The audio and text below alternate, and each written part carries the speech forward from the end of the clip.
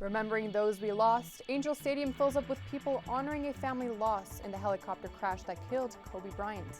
And love trumps hate. That's the message from students defending the local LGBTQ+ community. A historic victory, the Oscar-winning film Parasite is giving new hope to students. Annenberg TV News is next. Live from USC, you're watching Annenberg TV News. Make sure that your teammates are there for you as well, because the only way we can get through this is if we're all in it together. Friends and family gather at Angel Stadium to pay tribute to a father, mother, and teenager. Right now, a public memorial is honoring the lives of Orange County College baseball coach John Altobelli and his family. Good evening, I'm Caleb Michael. And I'm Nicola Wenz. Our Annenberg Media's Jameer Pugh is right now at Anaheim at the memorial. I'm live right here at the Angel Stadium in Anaheim, where the first public memorial is being held to remember some of the victims of the helicopter crash just a couple weeks ago on January 26th. The Altobelli family, John, his wife Carrie, and their 14-year-old daughter Alyssa were 3 of the 9 killed on in that helicopter crash that crashed into the hills of Calabasas. The helicopter was also carrying retired professional basketball player Kobe Bryant and his 13-year-old daughter Gianna Bryant. It was really sad kind of when we were in the stadium earlier. There were people in there with glasses on, really trying to mask their emotions as family members and friends spoke and remembered the people that they just lost. So John Altobelli was a beloved coach at Orange Coast College for more than 2 decades.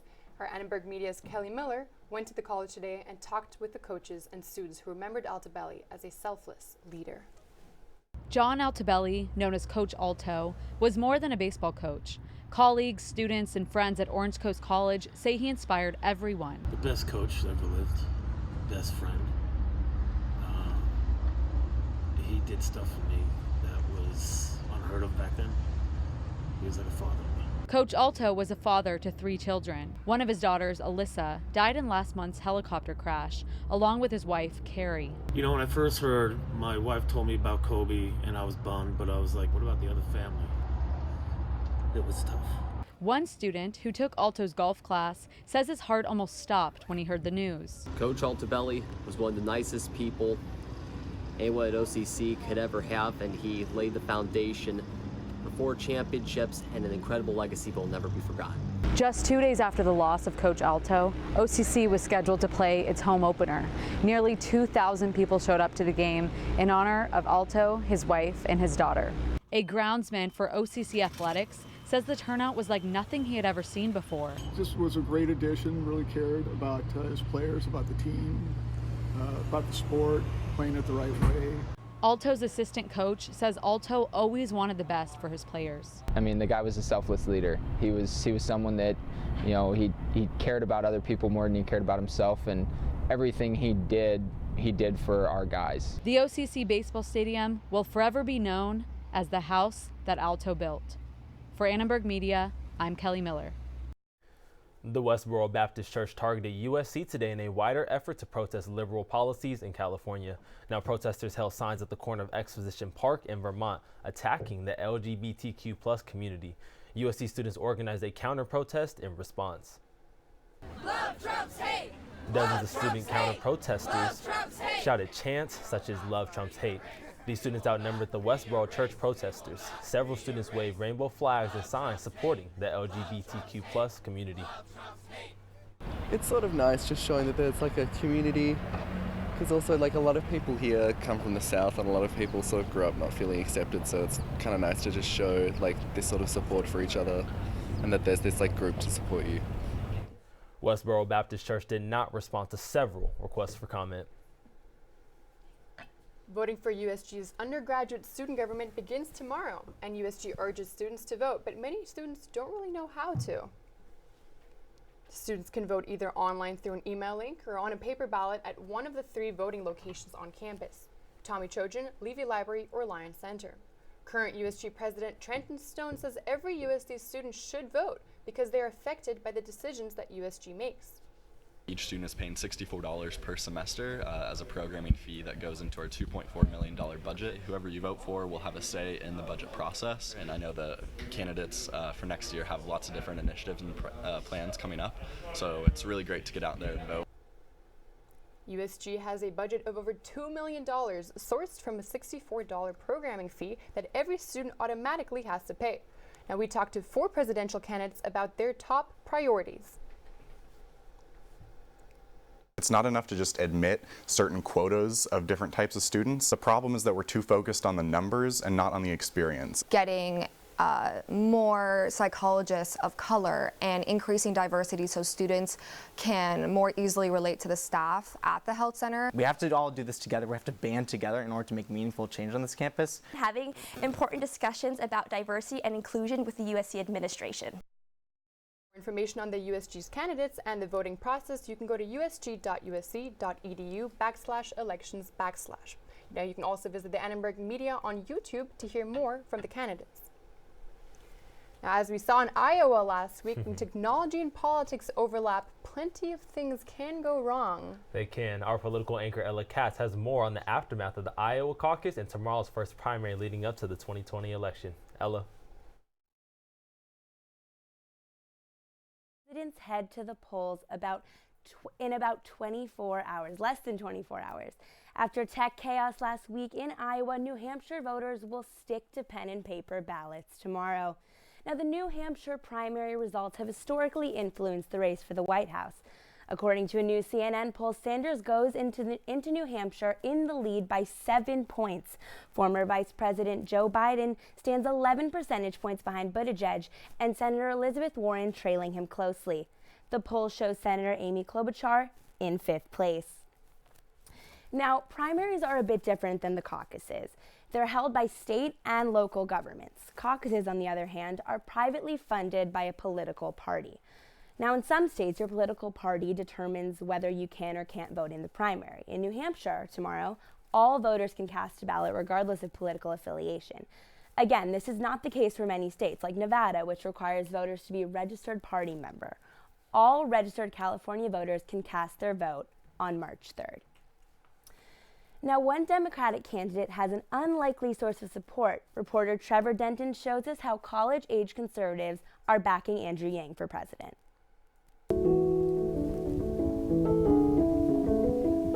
Ryan Fung is a sophomore jazz major at USC, and for the first time, he'll be eligible to vote in a presidential election.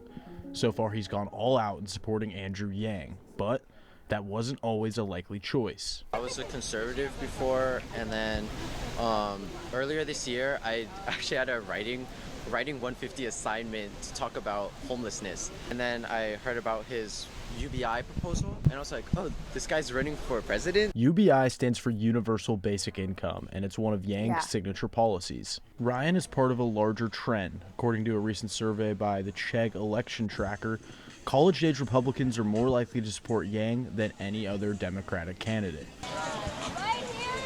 I have like a lot of conservative friends like back at home, and all of them say if they're only going to vote for Yang, and if Yang's not elected, they're going to vote for Trump. And there's so many like disaffected Trump voters, a bunch of like people that just never voted before that are really like Yang, and I'd put myself in that category too, you know. Ryan believes in Yang's policies so much that he's been driven to action. He's even attended multiple donor events like this one, where Andrew's wife Evelyn spoke. I went from like not supporting not knowing anything to now like donating to his campaign, buying merch, like volunteering, and I'm about to go to Las Vegas soon, like in a couple hours, to help canvass for Yang. Yang finished 6th in Iowa, so he'll need a strong showing in New Hampshire to stay alive. If Yang drops out of the race, Ryan isn't sure who he'd vote for. For Annenberg Media, I'm Trevor Denton. Yang has already alluded to another presidential run in the future. If he falls short in New Hampshire, we'll have complete coverage of that primary tomorrow. Thank you, Ella. Now, Chinese officials report more than 100 deaths in a day for the first time since the coronavirus was reported in the country. This brings the total to over 1,000 deaths worldwide. To help combat the virus, surgical masks have been in high demand, but according to many experts, these masks may not be the best form of protection. Many drugstores as well as Amazon are sold out of high-quality masks. People searching for the masks sometimes end up buying from third-party websites, selling low-grade, ineffective products. Some of these websites do not send any masks or make buyers more vulnerable to identity theft. While scanners are using the coronavirus for their own benefit, the Center for Disease Control does not recommend masks as a necessary protection method. So if you're sick and you're sneezing and coughing and you have a fever, then you should be putting on a surgical mask. For healthy people, unless you're taking care of somebody who's sick, masks are not necessary. Washing your hands is definitely the best way to go. So soap and water, washing your hands frequently before eating, avoiding touching your face as much as possible. To protect yourself from the coronavirus and scammers, you're encouraged to consult the CDC website and only buy masks from reputable retailers. Still to come, Los Angeles Mayor Eric Garcetti is making moves to combat climate change. And women spoke about the lack of representation at last night's Oscars, some of the moments people are still talking about. Southern California sees some snow, the weather conditions people have to watch out for next.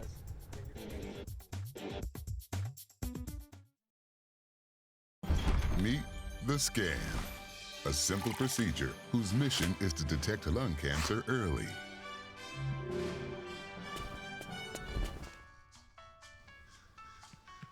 I'm here to save you.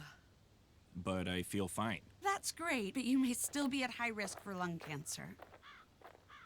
Oh man, that's a new fence. If you smoke, early detection could save your life. Learn more at savedbythescan.org. Being prepared is a part of who you are, but it's especially important in the case of a disaster.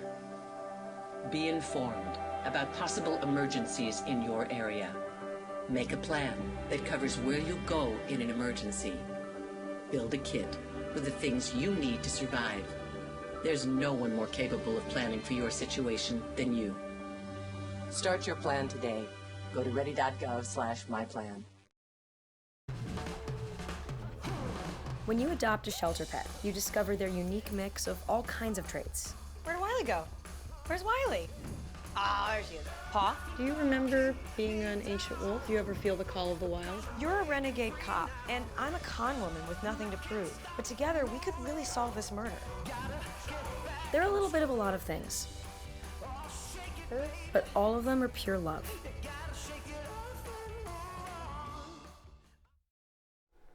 The South Korean thriller Parasite made history at the Oscars. Annenberg Media's Sarah Allegre talked with film students about how last night may open new doors for them.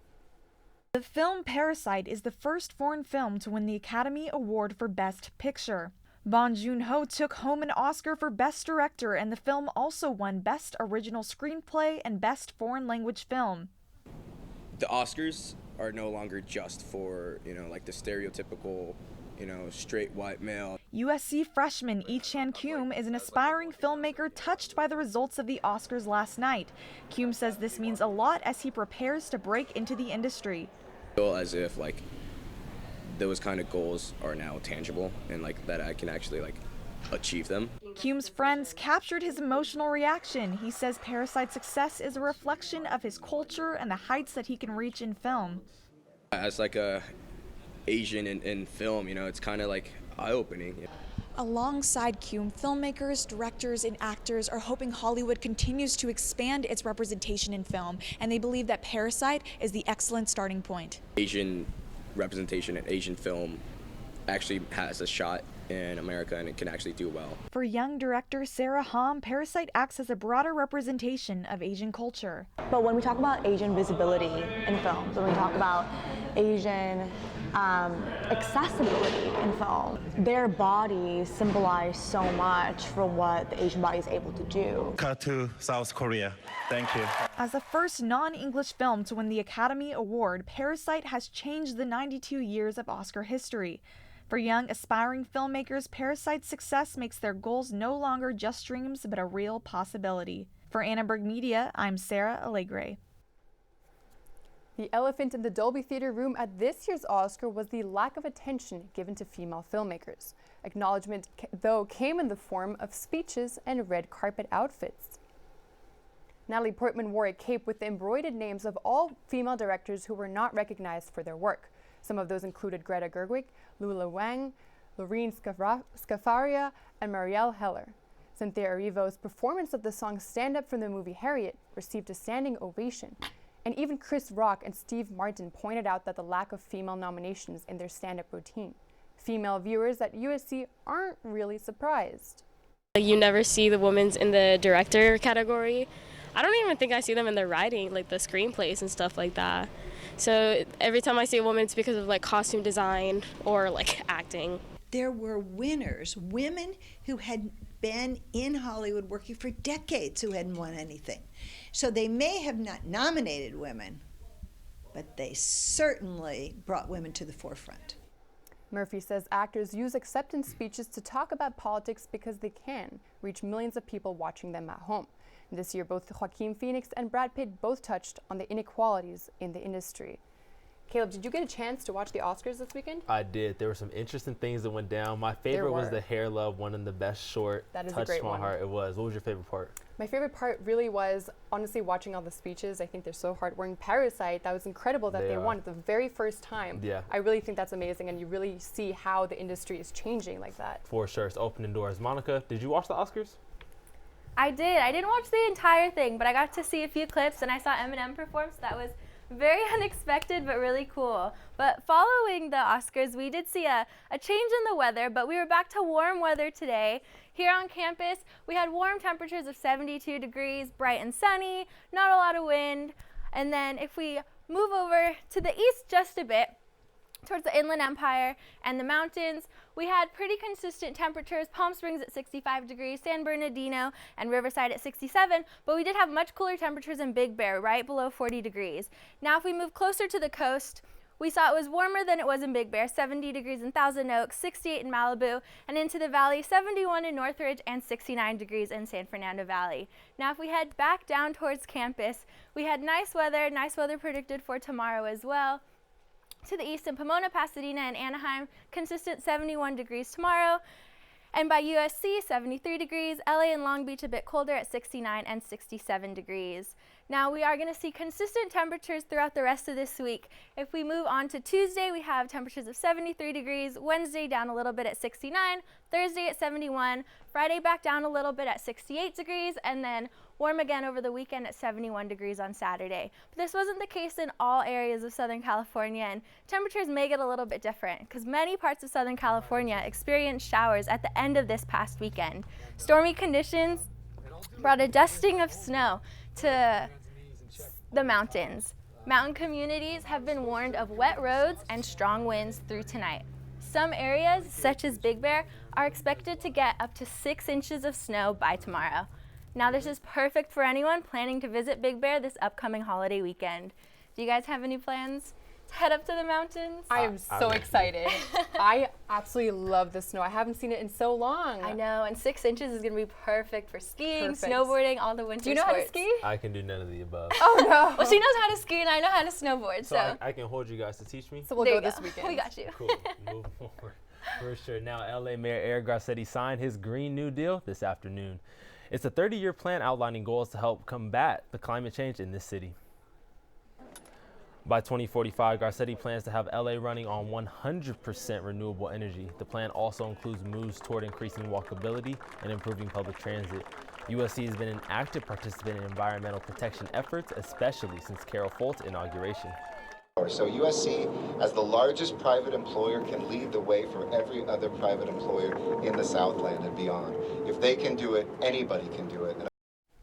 Garcetti says he had a successful meeting with President Folt last week to talk about the intersection of their sustainability efforts and how USC can lower emissions in the future. I was excited this weekend because football is finally back. The XFL kicked off. It came back. It was like a resurgence. Did you watch? No, I didn't get a chance to watch it, but I know Liz is going to tell us more about that right now. now. Talk to us. Give it to the people. Coming up in sports, we have more on the impact Coach Altobelli had while coaching. The women of Troy had a busy weekend, and we'll show you how they did. And the XFL, as we talked about, kicked off this weekend, and we'll give you a breakdown of what happened.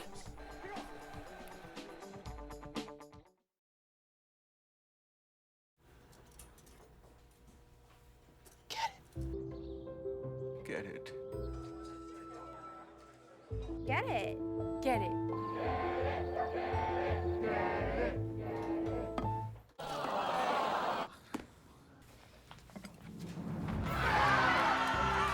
Give your town a reason to celebrate, because every Goodwill item you bring home brings job training and more to your community. Goodwill, bring good home.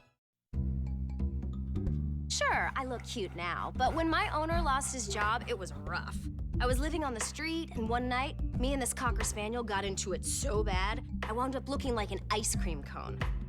I cried a little bit, but thankfully I got rescued, so I'm running, I'm jumping, all back to my old self, and I'm ready to give unconditional love, even if you put a lampshade on my head.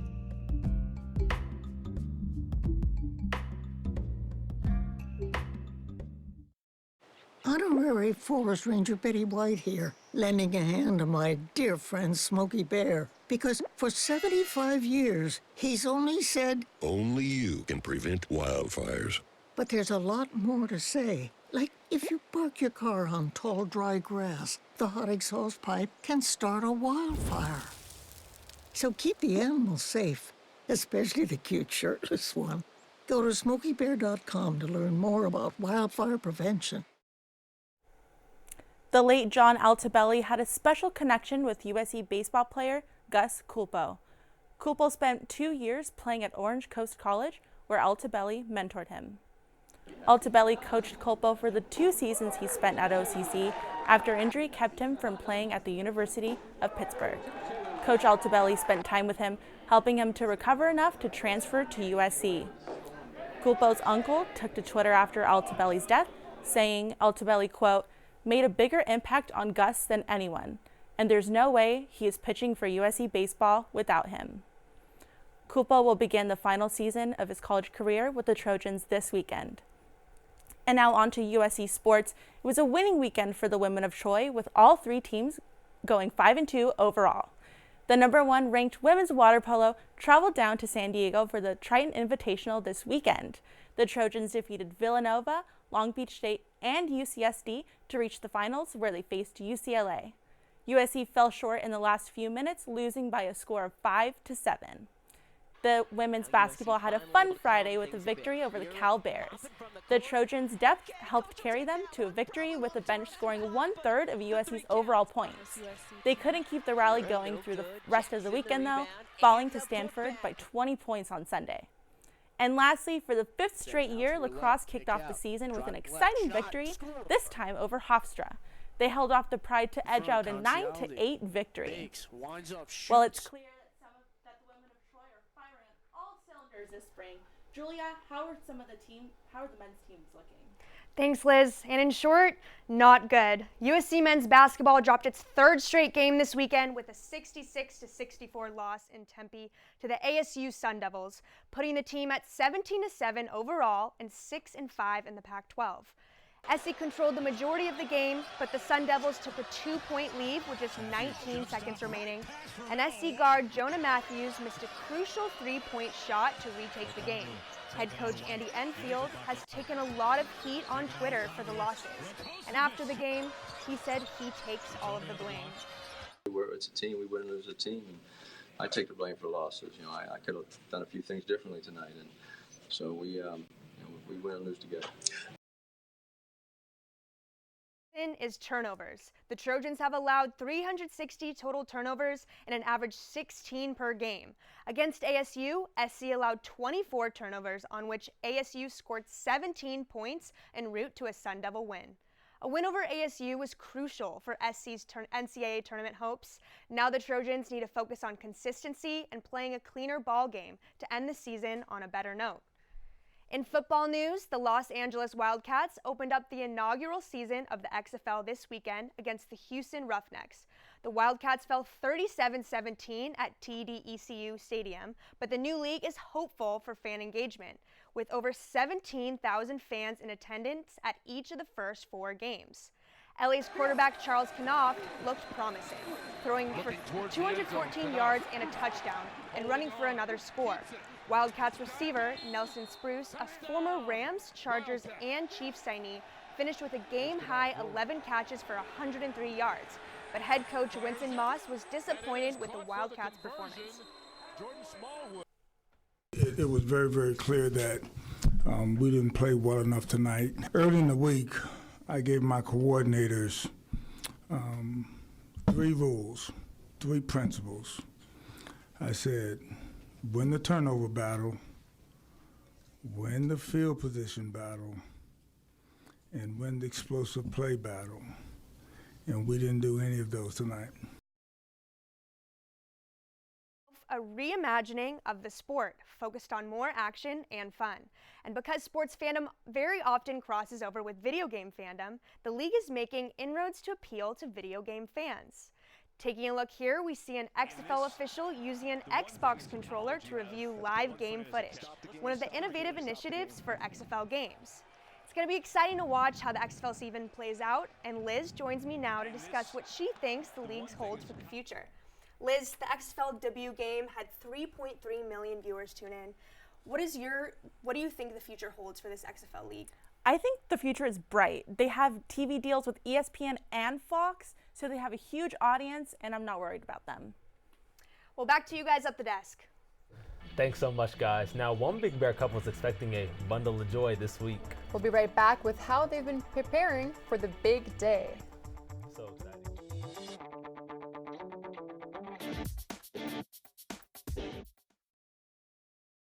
It's a beautiful day out here. Sunny today with light breezes, giving way to clouds in the afternoon. We could see some light precipitation to moderate precipitation later on, followed by powerful storm-like conditions. 90 miles per hour winds are expected. Authorities are asking everyone, stay indoors. Come on, that's it. Let's go.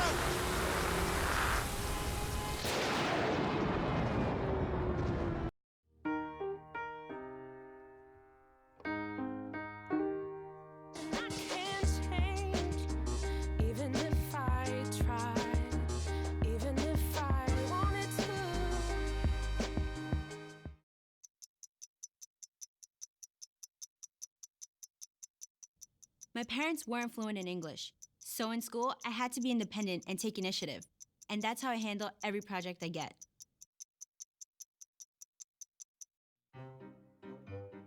You think getting dumped by text is harsh? Try getting dumped by a tennis ball. My ex-owner drove me out to the woods, yelled fetch, and by the time I brought the ball back, he was gone. Yeah, I was pissed. But the folks at the shelter helped me let go of my anger. I learned coping skills, like taking it to the hole. Boom! Now I'm ready to fetch again. But how about I throw and you run and get it?